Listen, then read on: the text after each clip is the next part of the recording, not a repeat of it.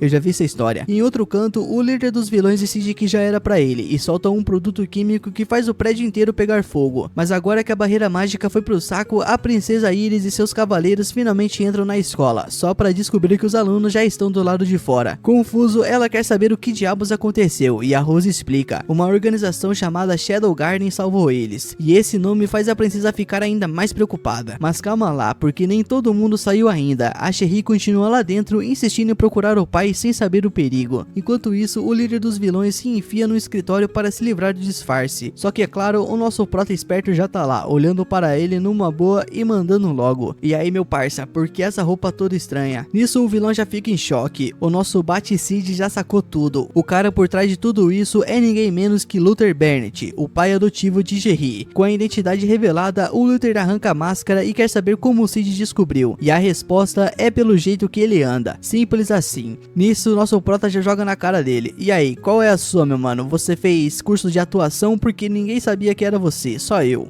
Então o Luther não enrola, ele confessa que sempre sonhou em chegar no nível máximo da esgrima, mas uma doença destruiu seus planos quando ele estava quase lá. Além disso, ele revela que fazia parte das pesquisas da mãe de Sherry, que levou à descoberta do olho da avareza. O problema, a mulher achou a relíquia perigosa demais e quis entregar para o governo, e isso é claro deixou o Luther putaço da vida, fora de si, e ele acabou assassinando-a brutalmente. A Sherry, sem imaginar a verdade, encontrou o corpo da mãe e seguiu seus estudos, sem nunca suspeitar que o cara que a criou era na verdade o assassino. Depois de trocar algumas ideias sobre a vida, o Cid e o professor resolvem que já falaram demais e parte pro que realmente interessa, a luta. Nisso nosso prota já saca a espada e, pra total surpresa do professor, ele começa a usar um estilo de esgrima muito ridículo, tipo, bizarro mesmo. O professor nem acredita no que tá vendo e, convencido que venceu fácil, já começa a relaxar. Achando que eliminou a única pessoa que sabia da sua verdadeira identidade, ele se vira para ir embora, cheio de confiança. Mas aí o nosso prota aparece. Nisso a voz vem de trás e o professor congela, e quando ele se vira, ele dá de cara com o nosso prota, agora assumindo a sua verdadeira forma, o Shadow. Ele tenta manter a pose e finge que não tá nem aí, mas por dentro ele já sabe que se meteu numa enrascada. Sem saída, ele já apela pro seu último recurso. Ele funde o olho da avareza com o seu próprio corpo e passa por uma transformação monstruosa, se tornando muito mais forte. forte. O problema é que ele não chegou nem perto do nível do nosso prota. O Shadow bloqueia seus ataques como se estivesse brincando e sem o menor esforço desfere um golpe que rasga o ombro do professor. O cara fica possesso e parte pra cima com tudo, decidindo acabar com o Shadow de uma vez por todas. Durante a luta ele solta sua cartada final. Ele já tinha bolado um plano e preparado tudo para jogar a culpa dessa bagunça na organização do Shadow. Ele reuniu provas, testemunhas e fez todo um teatrinho para que o mundo inteiro passasse a caçá-lo como um traidor. Mas aí vem a resposta do nosso Shadow: tá, meu mano, que se foda, e daí? Ele simplesmente não liga, pode odiá-lo à vontade, pode jogar o nome dele na lama, tanto faz. A Shadow Garden nunca ligou para a opinião dos outros, e essa falta de preocupação total desestabiliza o professor, que percebe que a sua grande jogada foi um baita desperdício de tempo. Enfurecido, ele tenta atacar de novo, mas o Shadow desvia com facilidade. Nisso a luta termina de uma forma brutal. O Shadow perfura o professor várias vezes, relembrando tudo o que ele fez com a mãe de Sherry, e no golpe final ele atravessa o coração do vilão e destrói o olho da avareza. Nisso o professor cai de cara no chão derrotado. Justiça feita. Enquanto isso, a Sherry finalmente encontra o pai, do mesmo jeito que viu a sua mãe anos atrás. Em desespero, ela grita implorando para que ele acorde, e o nosso prota só observa a cena e por um instante pensa em contar toda a verdade sobre o assassinato da mãe dela, mas então ele desiste, porque não vale a pena carregar a garota com mais esse peso. No fim das contas, a Shadow Garden acaba levando a culpa por tudo o que aconteceu em uma declaração oficial, mas sinceramente isso só faz com que eles tenham ainda mais certeza do caminho que escolheram seguir. No dia seguinte, a Sherry encontra o nosso prota de novo. Ela agradece pela ajuda no dia anterior e solta uma bomba. Ela decidiu estudar no exterior. O destino é Lugos, uma cidade cheia de cientistas malucos. Antes de partir, ela solta um mistério. Ela tem algo muito importante para fazer e precisa buscar conhecimento para isso. O nosso prota tenta arrancar mais alguns detalhes, mas ela só dá um sorrisinho e responde que é segredo. E enquanto isso, a escola virou um verdadeiro campo de guerra depois da treta entre a falsa Shadow Garden e a verdadeira. O resultado foi que os alunos foram mandados para casa mais cedo, com férias de verão antecipadas, mas em vez de curtir a folga, o nosso prota decide ficar dormindo, e logo percebe que não tem absolutamente nada para fazer, até que no meio desse tédio ele recebe uma carta de Alpha, e o recado é que partiu para a terra sagrada de Lindrow. A Beta se encara no espelho meio desanimada, mas aí do nada ela ativa seus poderes e se transforma em uma versão mais perfeita de si mesma. Aí toda reflexiva, ela lembra do dia em que o nosso prota apareceu em sua vida e mudou tudo. E naquela época, sem pensar duas vezes, Beta usou seus poderes para dar um grande upgrade na sua aparência, já que ela não se achava lá essas coisas. E quando ela sai dos seus aposentos, lá fora ela dá de cara com Epsilon, e as duas simplesmente do nada iniciam uma batalha épica para ver quem tem o maior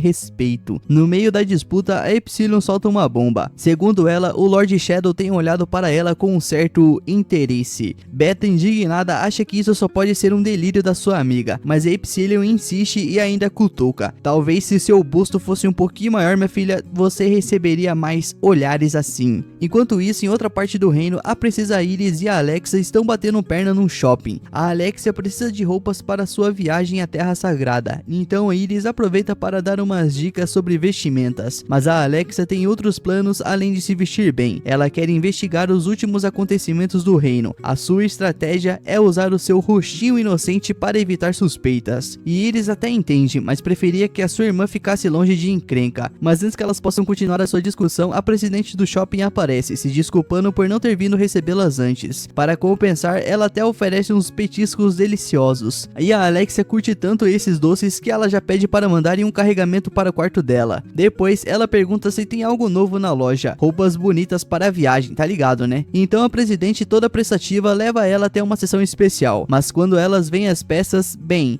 eram simplesmente lingeries extremamente reveladoras, e Iris fica chocada com aquilo, reclamando que tem mais transparência do que tecido, mas a Alexia plena já solta, pelo menos, eu não vou repetir o que ela disse. Nisso Iris tenta argumentar que esse não é o ponto, mas a Alexia simplesmente arranca uma peça do manequim e vai experimentar. No provador a discussão continua, até que a Alexia encosta na sua irmã e já manda real: minha filha, para de encher o meu saco, eu vou usar isso e você que se foda. E Iris simplesmente trava, como é que se responde uma coisa dessas? No fim das contas, a Alexia sai vitoriosa. Enquanto isso, do outro lado desse mundo, o colégio estava pegando fogo e os alunos corriam para salvar quem conseguissem. Mas a Rose, a presidente do conselho estudantil, tinha apenas um objetivo: achar o nosso prota. Desde que ele a salvou, ela desenvolveu uma quedinha, ou melhor, uma obsessão nível hard por ele. Já o Cid, ele só queria paz. Ele tá todo enfaixado querendo ser ignorado. Ele se arrepende profundamente de ter bancado o herói, mas para seu azar, a sua boa ação acabou colocando a Rose no seu encalço. A prova disso é que quando o nosso prota decide pegar um trem para a Terra Sagrada, a Rose simplesmente aparece do nada e se convida para fazer companhia para ele na viagem. O Cid fica furioso. Ele bem que podia ter esperado a noite para viajar escondido, mas agora já era. E lá estava ele, fingindo ser um mero figurante, preso com a Rose e as suas perguntas infinitas. Ela, é claro, estava toda radiante por estar perto dele. Já o Cid só tá pensando: como que minha vida virou isso, mano? Como é que eu consegui atrair essa guria? E o motivo dessa viagem é o tal julgamento da deusa. O Cid não tem certeza do porquê foi convocado pela Alpha, mas ele presume que seja por isso. E no meio das páginas, ele reconhece um dos locais mencionados, Lindy Row, o destino da viagem. A lenda diz que foi ali que a deusa desceu da terra e concedeu o poder a 3 heróis. Enquanto isso, a Rose continua insistindo no papo do relacionamento proibido, mas o nosso prota começa a notar algo suspeito. Na real, ela não está falando só de romance, ela quer convertê-lo para sua religião, e isso só faz com que ele queira ainda mais sumir. Naquela noite, a Rose aparece na cabine do nosso prota para dormir de conchinha com ele, mas onde ele tá? O cara simplesmente sumiu. Decepcionada, ela volta para o seu próprio quarto, mas mal sabe ela que o cara estava literalmente escondido no teto, esperando ela ir embora. E assim passaram-se 2 dias fugindo dela, e ele finalmente chega na Terra Sagrada. Ao explorar a cidade, a Rose se depara com um evento de autógrafos do seu escritor favorito, Natsumi. Pela primeira vez na viagem, ela para de perseguir o Cid e sai correndo para pegar um autógrafo. O nosso prota, curioso, decide conferir esses livros, mas algo parece muito estranho. As histórias são familiares demais, como se tivessem sido copiadas diretos da sua vida passada. E com essa suspeita, ele entra na fila do autógrafo, e quando chega a sua vez, surpresa, a autora é ninguém menos do que a Beta, aquela que se inspirou com as suas histórias. Só que em vez de só se inspirar, ela foi lá e plagiou tudo. O Cid então ficou chocado, e Beta, totalmente sem vergonha, apenas devolve o livro autografado e diz que anotou os detalhes da missão ali. E o Cid nem presta atenção na missão, ele só tá indignado mesmo. Depois desse evento, a Rose o alcança e começa a falar do livro. Então o nosso prota finalmente resolve abrir o exemplar e vê algo estranho no espaço autografado. Os dois então ficam tentando entender, e no fim o Cid apenas dá de ombros e diz: bom, pelo menos esse livro parece legal, não é mesmo?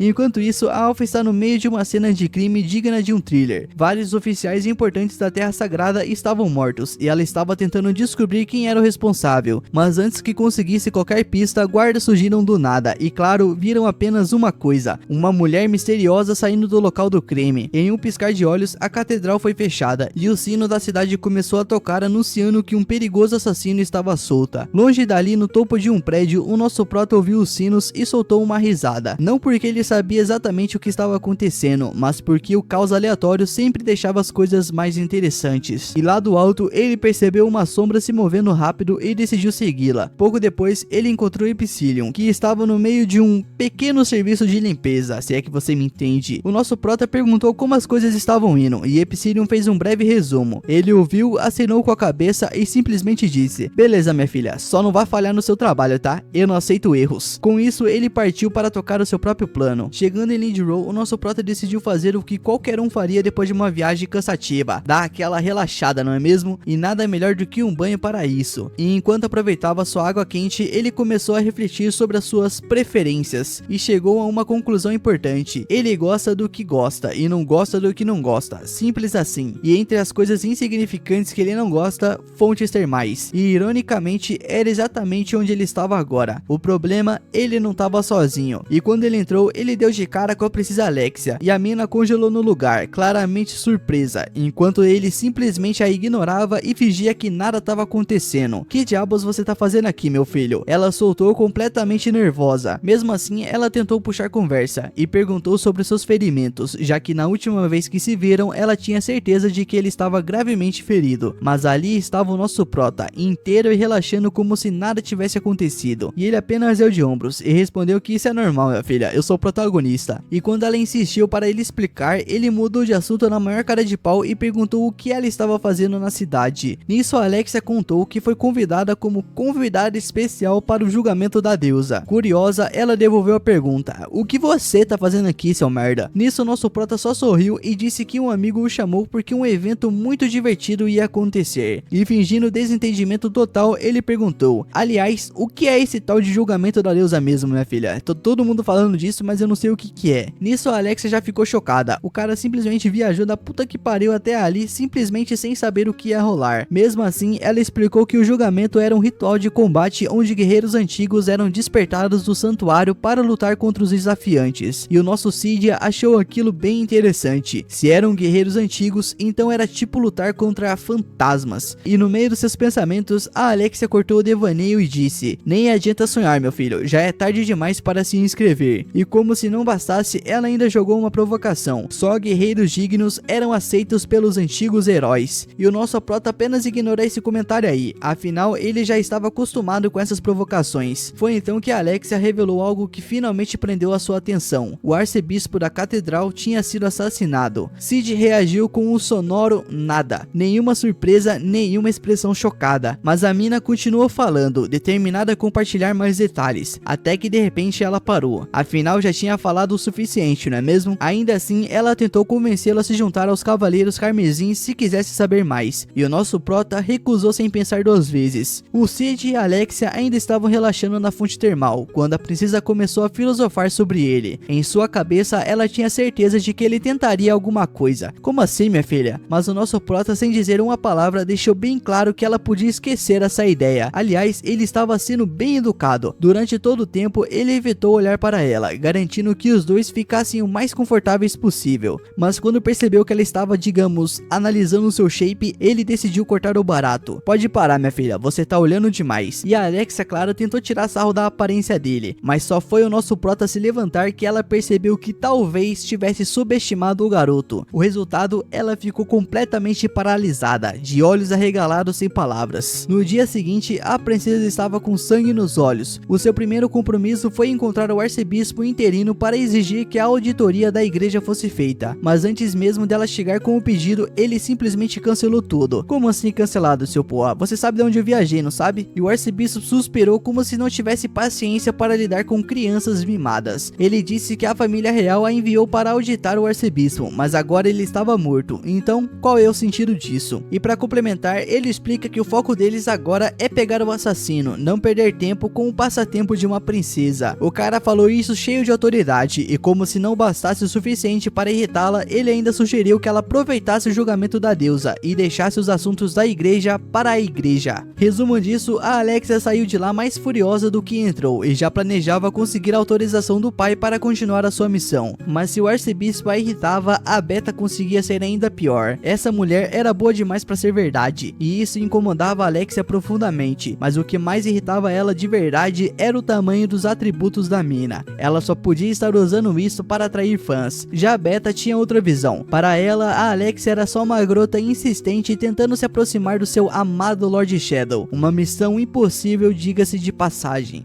Nisso as duas só trocaram olhares intensos, cheio de rivalidade silenciosa, até que a Alexia, sem hesitar, pisou no pé de Natsumi, só para garantir que seu ponto de vista fosse bem claro. Enquanto isso, o arcebispo interino deu início ao julgamento da deusa, e a plateia já foi à loucura. O primeiro desafiante anunciado foi um representante do reino de Oriana, chamado Top Balls, e no meio do público estavam rolando burburinhos. Um cara fala para o outro: se um guerreiro ancestral for invocado, ele não sai da arena até derrotar ou ser derrotado. Já teve até desafiante que morreu por causa disso. E o outro responde: então por que alguém se arriscaria nisso aí? Aí o outro responde: porque quem vence ganha uma medalha especial e pode entrar para qualquer ordem de cavaleiros do mundo. Nisso nosso prota ouviu tudo isso e percebeu que se entrasse na competição ficaria preso nessa confusão e não conseguiria agir com a iminência das sombras. Mas também ele ficou tentado a aparecer como Lord Shadow e fazer um show épico. Então os desafiantes tentaram invocar os guerreiros seus ancestrais, mais nada. Nenhum deles foi considerado digno. Enquanto isso, o Cid notou que não via Alpha desde que chegou em Lid Row. O que ele não sabia era que ela estava em uma missão bem delicada. Enquanto o torneio já estava quase no fim, eles anunciaram o último desafiante. O próximo desafiante é Cid Kageno. Nisso, nosso prota só piscou. Ele olhou para os lados e começou a suar frio. E ele só percebeu que estavam falando dele quando viu a Alexia e Natsumi completamente chocadas. E o público estava empolgadíssimo, achando que ele devia ser algum prodígio da academia. O nosso prota, por outro lado, só pensava: mas como foi que eu acabei nessa porra? Nisso ele precisava de um plano rápido. A primeira opção era recusar, mas isso só poderia colocar a sua identidade secreta em risco. A opção 2 era fugir, mas aí ele violaria os ensinamentos divinos e poderia ser expulso da academia. Opção 3 era criar uma confusão, e adivinha qual ele escolheu? Decidido, o nosso prota surgiu como Lord Shadow e fez uma entrada triunfal, e o arcebispo ficou boquiaberto e a plateia mal podia acreditar no que estava vendo. Então ele fez a invocação, e quem apareceu? A Aurora, a temida bruxa da calamidade. A plateia então prendeu a respiração e o arcebispo quase caiu duro. Nisso, nosso prota apenas sorriu. O caos estava prestes a começar. E esse, meu mano, foi o resumo da parte 5 desse anime aí. E se você gostou, já sabe, né? Já deixa seu like e se inscreve no canal. Então, dito isso, já faz aí a boa, né, meu filho? Tamo junto, falou, valeu.